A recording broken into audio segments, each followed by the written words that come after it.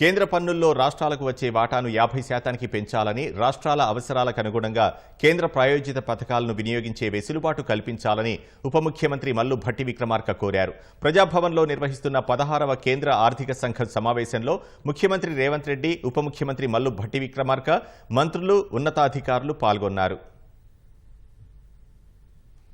ప్రజాభవన్లో జరుగుతున్న 16వ కేంద్ర ఆర్థిక సంఘం సమావేశంలో ప్రారంభ ఉపన్యాసం చేసిన డిప్యూటీ సీఎం భట్టి విక్రమార్క పలు అంశాలను ప్రస్తావించారు. స్థూల పన్ను ఆదాయంలో రాష్ట్రాల వాటా తక్కువగా ఉందని తెలిపారు. పన్నుల నుంచి రాష్ట్రాలకు వచ్చే ఆదాయం వాటాను 41% నుంచి 50%కి పెంచాలని కోరారు. రైతు భరోసా, రైతు రుణమాఫీ రాష్ట్రానికి జీవరేఖ లాంటి పథకాలని, ప్రజలకు ఆర్థిక భరోసా, అధిక భద్రతను కల్పిస్తాయని అన్నారు. కేంద్ర పథకాలను వినియోగించుకోవాలంటే తరచూ కఠినమైన నిబంధనలు విధిస్తున్నారని, ఫలితంగా ఇబ్బందులు ఎదుర్కొంటున్నామని భట్టి పేర్కొన్నారు.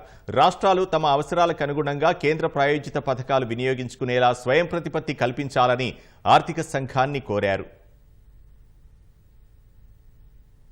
కీలక దశలో ఉన్న తెలంగాణ రాష్ట్రం వేగంగా అడుగులు వేస్తోందని అన్నారు. గత ఆర్థిక సంవత్సరం ముగిసే నాటికి 6,85,000 కోట్లకు పైగా రుణభారంతో సతమతమవుతోందని భట్టి వివరించారు. సెస్లు, సర్ఛార్జీల్లో రాష్ట్రాలకు వాటా ఇవ్వాలని ఉప ముఖ్యమంత్రి కోరారు. సంక్షేమ కార్యక్రమాల బలోపేతం, మౌలిక సదుపాయాల కల్పన ద్వారా అంతరాలను పరిష్కరించడానికి అవకాశం ఉందన్నారు. తెలంగాణ ఒక ప్రత్యేకమైన రాష్ట్రమని, చారిత్రక కారణాల వల్ల అభివృద్ధిలో అసమానతలున్నాయని వివరించారు. రాష్ట్ర తలసరి ఆదాయం ఎక్కువ ఉన్నప్పటికీ సంపద, ఆదాయం మధ్య పెద్ద అంతరం ఉందని, ఇలాంటి అసమానతలు మూలంగానే రాష్ట్ర సాధన ఉద్యమం ప్రారంభమైందని భట్టి పేర్కొన్నారు.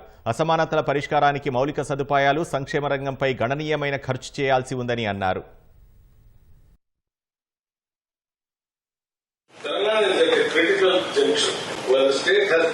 Made rapid strides in economic development. We are currently grappling with a debt burden exceeding ₹6.85 lakh crore at the end of the previous financial year.